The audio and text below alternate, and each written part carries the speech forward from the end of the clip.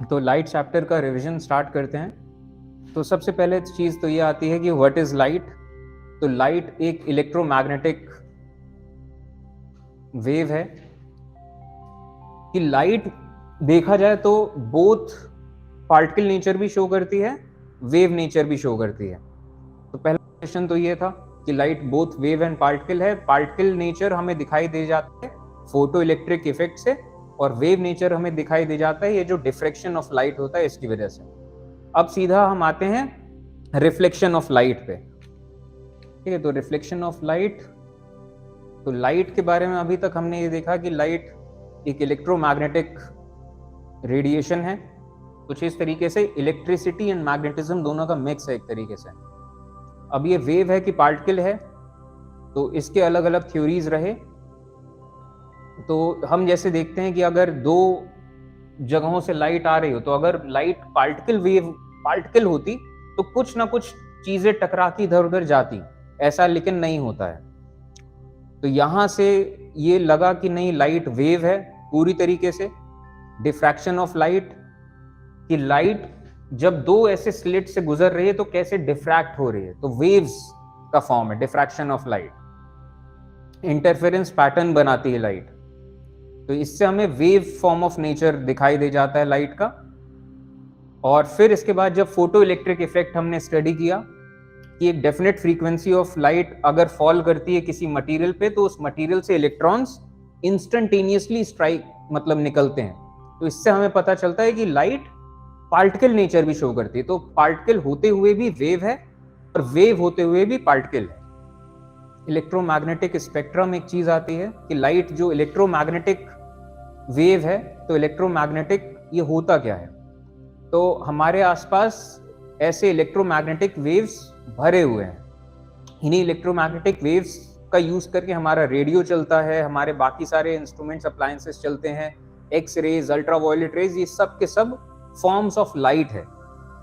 बस जो चीज हमें दिखती है वो विजिबल लाइट में आती है, बाकी ये सब radio waves, X rays, gamma rays, ये सब फॉर्म ऑफ लाइट है। इस पूरी चीज को हम कहते हैं इलेक्ट्रोमैग्नेटिक स्पेक्ट्रम, जिसका एक हिस्सा हमें दिखाई देता है जो कि विजिबल लाइट है। तो ये सब चीजें, जितना भी हम चीजें देख रहे हैं, चाहे हमारा रेडियो हो, हमारा रिमोट हो, हमारा सेलफोन हो, माइक्रोवेव हो, टेलीविजन हो, ये सब के सब अलग अलग फॉर्म ऑफ या अलग अलग पार्ट ऑफ इलेक्ट्रोमैग्नेटिक स्पेक्ट्रम पे काम करता है। ठीक है, तो कुछ इस तरीके से इलेक्ट्रिसिटी या electrical lines and magnetic lines move करती हैं, तो फिर ये लाइट बनती है। और अगर हम देखें तो रेडियो वेव्स बहुत ज्यादा वेवलेंथ, कम फ्रीक्वेंसी, और जैसे जैसे हम ऊपर की तरफ बढ़ते जाते हैं वेवलेंथ कम होती जाती है, फ्रीक्वेंसी बढ़ती जाती है। वेवलेंथ ज्यादा होगी तो यानी कि फ्रीक्वेंसी कम हो रही है, फ्रीक्वेंसी कम हो रही है तो यानी कि होर्स वॉइस आएगी, फ्रीक्वेंसी ज्यादा यानी कि पतली आवाज। वो तो साउंड की तरफ आप चले गए, हम अभी लाइट में ही हैं। ठीक है, तो ये सब रहा इलेक्ट्रोमैग्नेटिक स्पेक्ट्रम। ये सब बाकी चीजें तो ये नॉलेज वाली चीजें हैं नो डाउट, लेकिन हम फिलहाल कोर्स पे रहते हैं। तो शुरू करते हैं रिफ्लेक्शन ऑफ लाइट। तो रिफ्लेक्शन ऑफ लाइट में हम ये चीज देखते हैं कि लाइट प्रॉपर तौर पे रिफ्लेक्शन के कुछ लॉस फॉलो करती है। इंसिडेंट रे, नॉर्मल और रिफ्लेक्टेड रे एक ही प्लेन में है, एंड जो एंगल है incidence and angle of reflection ये सेम है। अभी लाइन आई, ये लाइट आई 90 डिग्री पे पड़ रही है और वापस चली जा रही है, और जैसे जैसे हम इसका एंगल चेंज करेंगे, जैसे हमने एंगल ऑफ इंसिडेंस यहां पे है 10 डिग्री, नॉर्मल से 10 डिग्री ऊपर, तो रिफ्लेक्टेड रे नॉर्मल से 10 डिग्री नीचे, तो angle of incidence is equal to angle of reflection. ये चीज हम देखते हैं, और इसी हिसाब से ये जैसे मिरर के तौर पे काम कर रहा है। अभी कॉनकेव मिरर अंदर की तरफ है, कॉनकेव, केव गुफा, तो अंदर की तरफ, और यही रूल्स हमें हर जगह दिखाई देंगे कि जैसे कि एग्जांपल यहां पे ये लाइट रे आ रही है, अगर आप देखें कि नॉर्मल कहां है, तो नॉर्मल ये रहा, तो ये एंगल ऑफ इंसिडेंस रहा, ये एंगल ऑफ रिफ्लेक्शन रहा। तो ये लॉज ऑफ रिफ्लेक्शन हर जगह पे, हर सिचुएशन में वैलिड होते हैं। यहां पे नॉर्मल ये रहा, angle of incidence, angle of reflection, यहां पे नॉर्मल इस पॉइंट पे ये रहा। ठीक है, तो ये चीज हो गई मिरर्स के केस में। अब ये कन्वेक्स हो गया, बाहर की तरफ निकला है।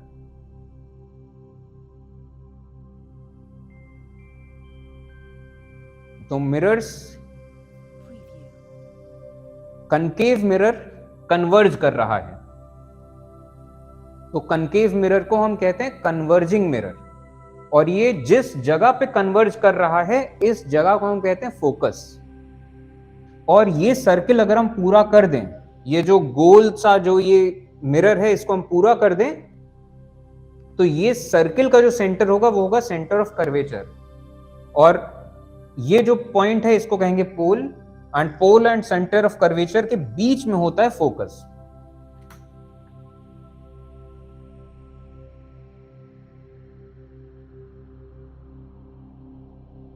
और ये हो गया कन्वेक्स, बाहर की तरफ जो निकला है रिफ्लेक्टिंग साइड, तो ये डाइवर्ज कर रहा है, तो इसे डाइवर्जिंग मिरर कहेंगे। और एक चीज, ये जो डाइवर्ज कर रहा है, ये इस तरीके से डाइवर्ज कर रहा है कि अगर आप इसे देखें उधर की तरफ से, तो आपको लगेगा ये लाइट रे यहां से आ रही है, तो इसका फोकस इधर की तरफ होगा। ठीक है, इसके बाद अब अगला पॉइंट आता है real image and virtual image. तो रियल, जैसे कि केस लेते हैं शीशे का, प्लेन मिरर, तो हमें यहां शीशे में परछाई दिखाई दे रही है इधर से, लेकिन शीशे के पीछे जा रहे हैं तो हमें कुछ नहीं दिख रहा है। हम यहां पे उंगली लगा रहे हैं, स्क्रीन लगा दें, लेकिन हमें परछाई नहीं मिलेगी। तो ये इसे कहेंगे वर्चुअल इमेज, कि यहां पे रेज एक्चुअली में मिल नहीं रही हैं, हमें बस आभास हो रहा है। इसके बाद दूसरी तरफ ये देखते हैं, हमने बल्ब के ऊपर एक ऐसा मार्क बना दिया है, और अब एक लेंस का यूज करके हम इमेज बनाते हैं। तो इमेज बन रही है एक जगह पे, और यहां पे अलमारी की जगह अगर आप हाथ लगा दें, आपके हाथ में बनेगा, पर्दा लगा दें, पर्दे में बनेगा, वो रियल इमेज है।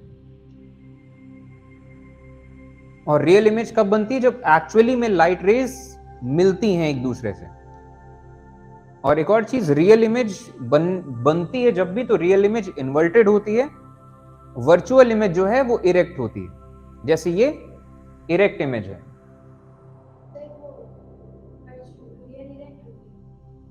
रियल इन्वर्टेड होती है।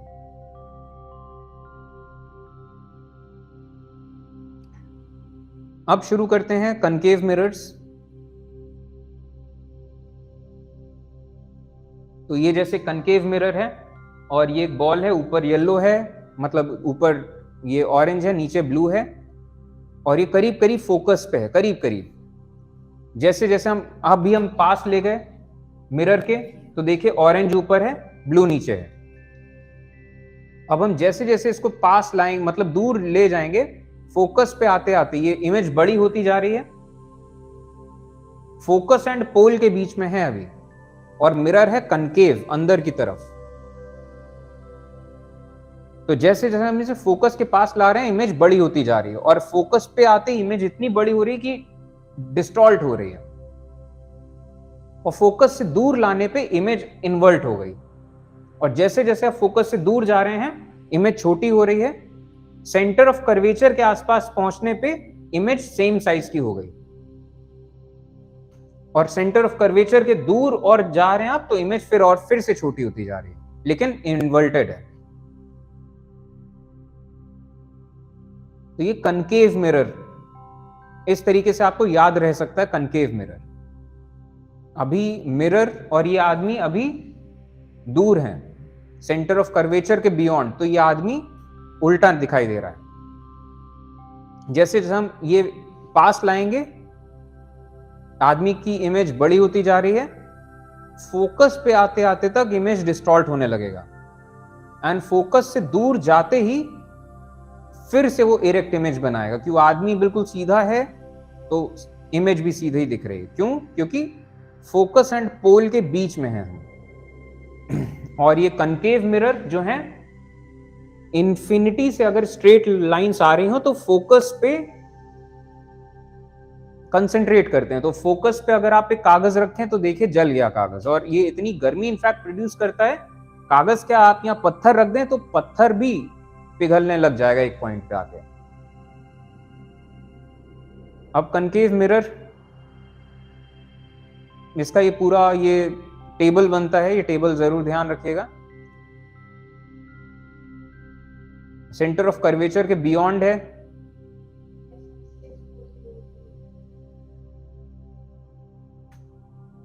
सेंटर ऑफ कर्वेचर के बियॉन्ड है तो बन रही फोकस एंड पोल के बीच में। रियल सेंटर ऑफ कर्वेचर के बियॉन्ड, इन्फिनिटी पे होता तो फोकस पे बनती। जैसे जैसे हम पास आएंगे फोकस से थोड़ा इधर आते जाएगा।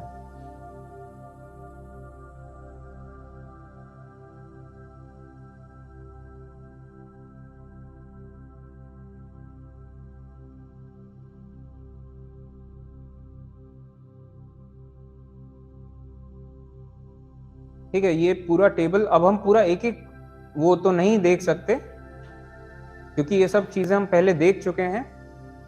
हम सीधा थोड़े बहुत मतलब टाइम निकाल के क्वेश्चंस इनके करने हैं। ये जो चीजें हैं ये आप टेबल से आपको क्लियर हो जाएगा, और कहीं पे अगर हम फंसते हैं तो हम वापस से इन चीजों को देख सकते हैं। ठीक है, तो ये केसेस हो गए।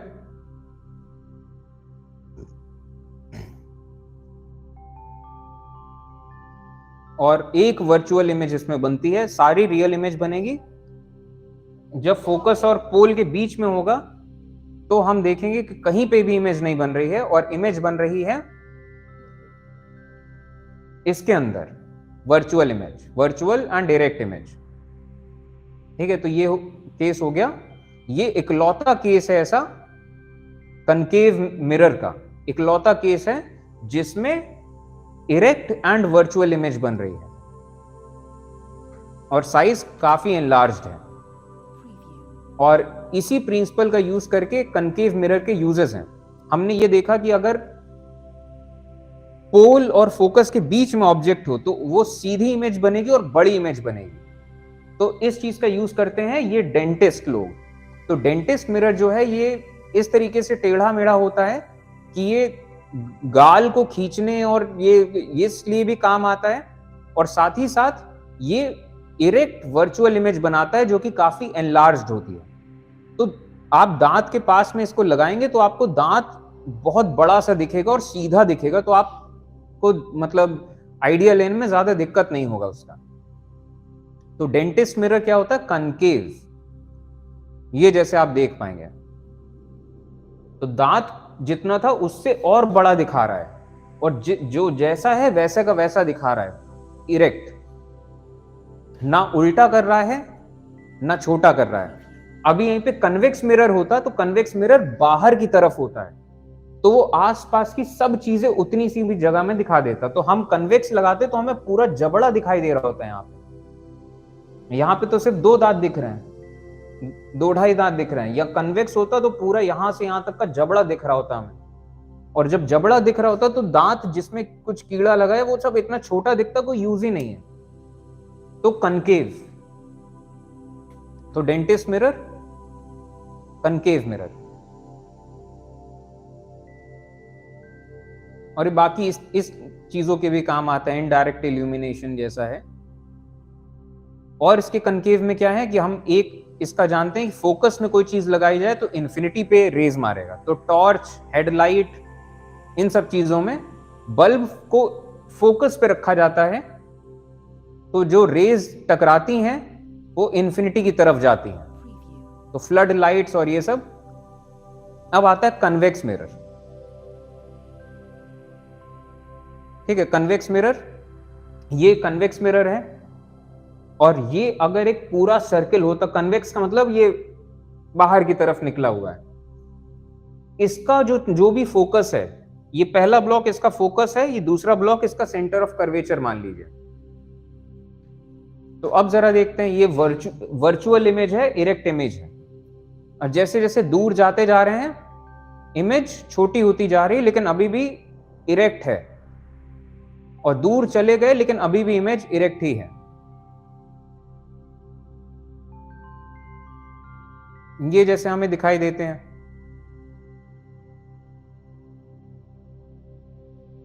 आप पीछे जाते जाइए वैसी ही इमेज जाएगी, erect and virtual and diminished.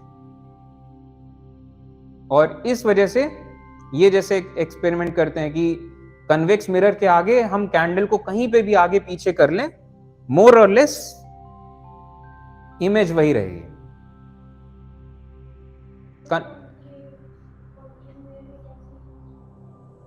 Concave में, कन्वेक्स में इरेक्ट एंड वर्चुअल। और इसी वजह से कन्वेक्स मिरर जो है, ये इनका ये जो एरिया होता है जो ये दिखा सकते हैं बहुत ज्यादा होता है, क्योंकि बाहर की तरफ निकले हैं तो इधर की चीज भी दिखा देगा, इधर की भी, उधर की भी, वहां की भी, क्योंकि बाहर निकला हुआ है। इसी वजह से ये कार के रियर व्यू मिरर्स में लगाए जाते हैं, पार्किंग मिरर्स के तौर पे इनको लगाया जाता है, और ऐसे शोरूम्स में लगाया जाता है। जैसे इतना सा मिरर है, इतना सा मिरर होगा, लेकिन ये इधर का भी दिखा रहा है, उधर का भी दिखा रहा है। तो इतना सा मिरर आपको पूरा एरिया दिखा रहा है, जितना यहां से वहां तक का एरिया पूरा दिख रहा है इस पे। तो अगर आप नीचे हो तो मिरर देख के आप ऊपर का पता लगा लोगे, ऊपर हो तो देख के नीचे पता लगा लोगे। अभी यही मिरर प्लेन मिरर होता तो ये इतना फील्ड ऑफ व्यू नहीं होता। इसका फील्ड ऑफ व्यू बस वो होता है जो सामने खड़ा हो जाए। और यही मिरर अगर कनकेव होता, अंदर की तरफ घुसा होता, तो वो और कम दिखाता। आप पास जाएं उसके, वो फिर उसके केसेस बनते हैं, लेकिन वो और, क्योंकि वो अंदर की तरफ निकला है तो इधर उधर का पूरा नहीं दिखाएगा। तो ऐसे ये पार्किंग एंड ऐसे यू टर्न्स में और इधर उधर, कि इधर से आप आ रहे हो तो आपको दिख जाए कि वहां पे कोई गाड़ी आ रही है कि नहीं। और पार्किंग्स में भी, कि जैसे आप जा रहे हो तो शॉपिंग मॉल्स में और कई जगहों पे इस तरीके से लगाया जाता है। ठीक है, तो ये हो गए कन्वेक्स मिरर। इनके करते हैं कुछ सवाल। तो स्फेरिकल मिरर्स, जैसा कि हम ये देखते हैं, ये कनकेव मिरर फोकस पे सब चीजों को कंसंट्रेट करता है। तो अगर आप कुछ रख दें तो बहुत ज्यादा गर्म हो जाएगा, तो इस वजह से सोलर कुकर्स में यूज होता है। कन्वेक्स मिरर देखिए स्टेडियम में लगा है और कितना बड़ा एरिया बस एक मिरर दिखा दे रहा है। इनके सेंस में अगर हम देखें तो जैसे जैसे इसमें सिर्फ ये कनकेव में बस एक ये वाला है एक्सेप्शन, फोकस एंड पोल के बीच में। बाकी सब जगह रियल, इन्वर्टेड और डिमिनिश्ड दिखाता है। सेंटर ऑफ कर्वेचर पे रख दें तो सेम साइज का दिखाएगा, वरना बाकी सब जगह रियल एंड डिमिनिश्ड। और जब फोकस पे आप रख दें ऑब्जेक्ट को या कोई लाइट सोर्स, तो फिर एक्सट्रीमली मैग्नीफाइड, क्योंकि इंफिनिटी पे बनाएगा वो, क्योंकि वो इमेज भी नहीं बनेगी, फ्लेयर जैसा कुछ बनेगा। तो यूजेस ऑफ कनकेव हो गए। मेकअप मिरर में भी कनकेव लगाते हैं, डेंटिस्ट मिरर में भी। और कन्वेक्स में सिर्फ दो ही ऑप्शन है, वर्चुअल, इरेक्ट। अब देखते हैं कि जैसे इनका साइन कन्वेंशन, तो जैसे ग्राफ पेपर होता है, ग्राफ पेपर जैसा होता है कि इधर पॉजिटिव है, ऊपर भी पॉजिटिव है, लेफ्ट में नेगेटिव है, नीचे नेगेटिव है।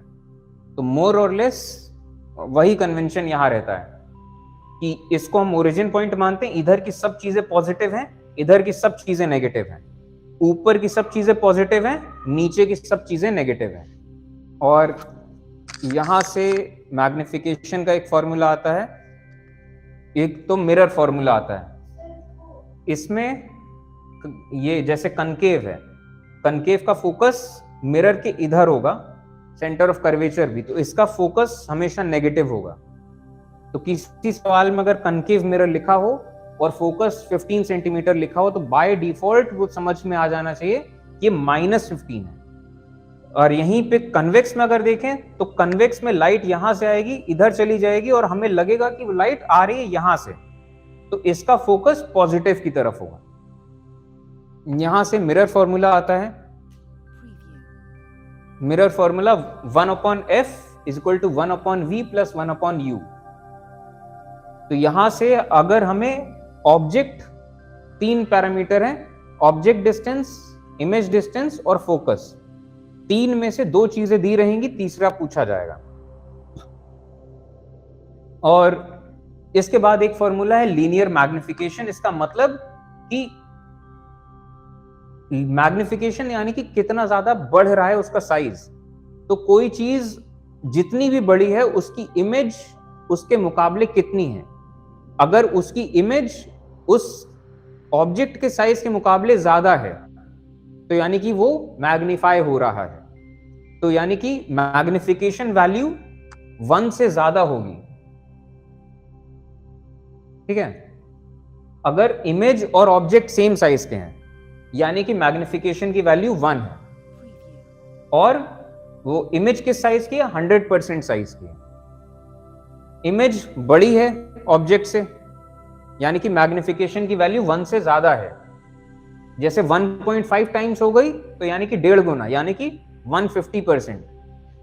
और अगर हाइट ऑफ इमेज ऑब्जेक्ट से कम है, ऑब्जेक्ट से कम ही रह गई तो यानी कि मैग्निफिकेशन नेगेटिव में है, कि इमेज छोटी है ऑब्जेक्ट से।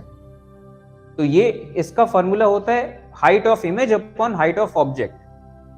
और इसी चीज से हम दूसरे लफ्जों में ये भी कह सकते हैं मैग्निफिकेशन की वैल्यू या मिरर्स के केस में होती है -v/u, क्योंकि ये जो जियोमेट्री बनेगी, इस जियोमेट्री से हम सिमिलर ट्राइंगल्स निकाल सकते हैं। सिमिलैरिटी ऑफ ट्राइंगल्स पढ़ा ही था जैसे आपने मैथ्स में, तो सिमिलर ट्राइंगल्स के जरिए हम निकाल सकते हैं कि ये जो रेशियो होगा, इस रेशियो की वैल्यू यही होगी जो इन दोनों का रेशियो होगा। क्वेश्चन ये देख कि किस तरीके से लगाते हैं, तो 1-2 ये करते हैं, फिर आप सॉल्व करिएगा, आंसर बताइएगा। तो एक कॉन्वेक्स मिरर है जो कि रियर व्यू के तौर पे यूज हो रहा है एक ऑटोमोबाइल में, एक गाड़ी में। ठीक है, रियर व्यू के तौर पे इसका रेडियस ऑफ कर्वेचर जो है, रेडियस ऑफ कर्वेचर ये है 3 मीटर। अब कहा गया है कि ये तो किसी गाड़ी की बात हो रही, कार। ठीक है, ये कार है। खैर पहले पूरा सवाल पढ़ते हैं। अब इसके बाद if a bus is located 5 metre from this mirror. हाँ, तो ये चीज है, कार है, ये कार का रहा मिरर, और इसके 5 मीटर के पीछे, कार के मिरर से 5 मीटर पीछे बस खड़ी है। तो बस के बारे में पूछा जा रहा है, इसका जो इमेज है वो इमेज कहां बनेगी और इसका नेचर और साइज क्या है इमेज का। तो पहले तो जो भी हमें कुछ दिया है सवाल में उसको लिखेंगे। तो हमें क्या पहली बात पता है, कन्वेक्स मिरर है। ठीक है, इसका रेडियस ऑफ कर्वेचर है 3 मीटर। कन्वेक्स मिरर का रेडियस ऑफ कर्वेचर ये तो कन्वेक्स रहा, इसका रेडियस ऑफ कर्वेचर जो होगा वो इस डायरेक्शन में होगा, तो ये डायरेक्शन है पॉजिटिव डायरेक्शन। तो यानी कि इसका रेडियस ऑफ कर्वेचर आएगा +3 मीटर। दूसरी चीज हमें दी है कि बस 5 मीटर पीछे खड़ी है, तो यानी कि ऑब्जेक्ट डिस्टेंस, ये तो रेडियस ऑफ कर्वेचर है, अब ऑब्जेक्ट डिस्टेंस, तो इस मिरर से 5 मीटर इधर खड़ी है, तो मिरर को 0 पॉइंट मानते हैं, तो यानी कि ऑब्जेक्ट क्या है, -5 पीछे की तरफ। अब आपको यहां पे इमेज डिस्टेंस बतानी है, इमेज की हाइट बतानी है, और हमें ये फॉर्मूला पता है। तो हमें फोकल लेंथ पता है, रेडियस ऑफ कर्वेचर से फोकल लेंथ निकल जाएगी। हमें यहां ऑब्जेक्ट डिस्टेंस पता है, हाँ पता है, तो सिर्फ एक ही चीज नहीं पता है, तो ये चीज निकल जाएगी और ये चीज निकल जाएगी, तो इससे हमें मैग्निफिकेशन भी निकल जाएगा। तो करते हैं, तो 1/v की वैल्यू होगी 1/f - 1/u। ठीक, तो 1/f क्या है? 1/1.5, इसका आधा, 3 का आधा 1.5 और प्लस में है। u की वैल्यू, अब माइनस का माइनस, u की वैल्यू हो गई 1/-5,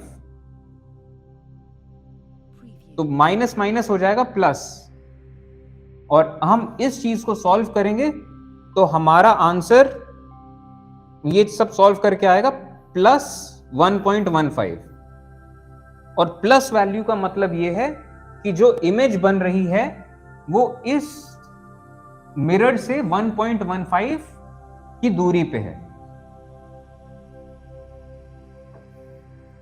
पॉजिटिव डायरेक्शन में, कि हमें दिखेगा कि मिरर में ये पीछे की तरफ मिरर के अंदर बन रही है। This image is 1.5 metre at the back of mirror. अब इसका मैग्निफिकेशन क्या होगा? मैग्निफिकेशन हम जानते हैं होता है height of image upon height of object, जिसका वैल्यू मिरर्स के केस में होता है -v/u। तो माइनस का माइनस, v की वैल्यू है +1.15 और u की वैल्यू है -5, तो माइनस माइनस फिर से प्लस हो जाएगा और ये वैल्यू आएगी 0.23। तो 0.23 ये मैग्निफिकेशन की वैल्यू है, यानी कि मैग्निफिकेशन फैक्टर, जो इमेज है वो 0.23 टाइम्स है, और क्योंकि 0.23 1 से कम है तो यानी कि रियल इमेज के मुकाबले छोटी बनेगी। तो हम कहेंगे image is virtual, erect and smaller in size by a factor of, यानी कि अगर यहां तो बस की हाइट नहीं दे रखी, बस की हाइट अगर 100 सेंटीमीटर होती तो हाइट ऑफ इमेज क्या होती? 23 सेंटीमीटर। बस की हाइट 50 सेंटीमीटर होती तो इसकी हाइट होती 50 × 0.23। ठीक है, तो ये इस टाइप से हम मिरर फॉर्मूला भी लगाते हैं, और मिरर फॉर्मूला से मैग्निफिकेशन हमें पता चल जाएगा, और इमेज वर्चुअल है कि इरेक्ट है, ये सब का सब हमें यहीं से पता चल जाएगा। अब जैसे अगला क्वेश्चन करिए, ये आप सॉल्व करिए। आज का लेक्चर तो बेसिक इसका प्रिंसिपल पढ़ाने में ही गया, कल से सीधा फिर हम इस पे जाएंगे क्वेश्चंस पे, कि आप क्वेश्चन सॉल्व करिएगा।